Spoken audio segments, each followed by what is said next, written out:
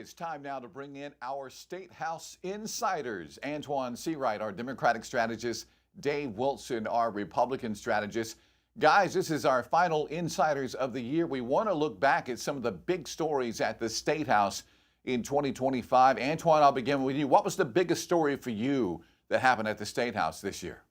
Well, the magical money that appeared and then disappeared certainly was a large topic of conversation that I think brought a bipartisan agreement to some degree, but also disagreement. And then certainly over the past couple months or several weeks, we saw the government impact. The government shutdown impact and what that means for South Carolina and how dependent we are on the federal government for the survival of many South Carolinians. And I think that's just probably a pimple on the rhinoceros butt in terms of the things that have impacted our state this year over at the Capitol. But those two things come to mind for me off the top. I think, JR, one of the biggest stories that we talked about that took so long in the South Carolina Senate was finally doing something about this liquor liability legislation. We have some of the highest rates when it comes to restaurants and bars, and that has meant that thousands of businesses across the state of South Carolina have had to either make massive changes in their businesses or shut their businesses down. And so I think the amount of time and work and effort that was put towards that at least got that ball rolling to keep restaurants, bars, and other businesses that sell alcohol after 5 o'clock open. But they're not done with it yet. I think the other story that we're really taking a look at is the lead up that we have right now going into 2026 as Republicans and Democrats who are gearing up for their statewide elections are beginning to make all of the moves that need to be made before that June primary next year. What about some of the things that weren't done in 2025, Antoine? What didn't happen that you would like to have seen done? Certainly, I wanted some sort of hate crime legislation to come out of the General Assembly. I think we're one of only 2 states in the country that have not made that step towards having a hate crime legislation. And I think it's certainly a must, not a plus, for South Carolina to move in that direction, and some sort of avenue where we continue to create revenue for our state. We are a growing state.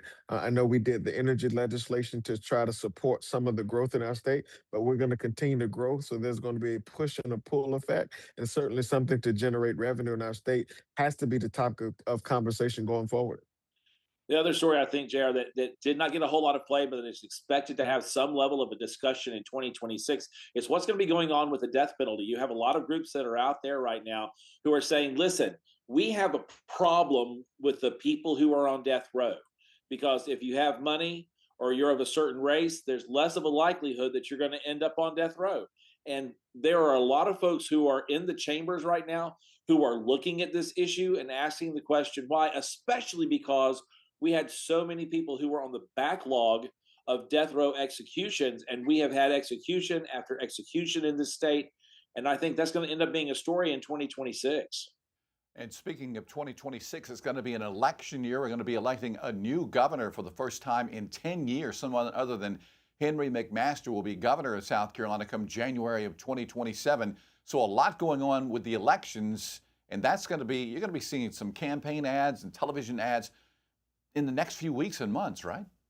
Well, I think that's going to impact the posture of how we look at the South Carolina General Assembly in 2026. Certainly, Republicans are going to be concerned about a potential primary from the far right, and so you're going to see their behavior or their posture change, as it probably normally would not have a curve or bend.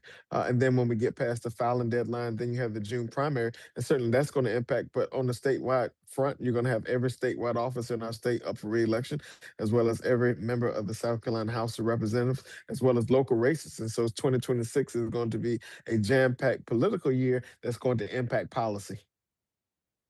And that really ties back into, JR, the issue of people turning out to vote. We saw it in local elections, it was 4% at best.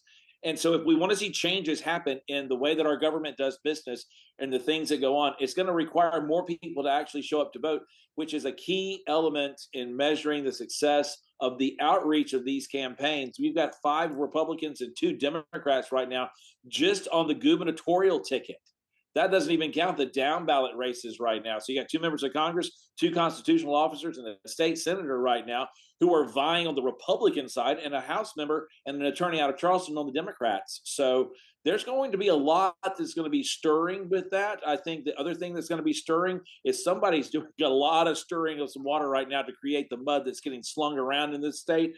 And that right there is probably what you're going to get tired of having.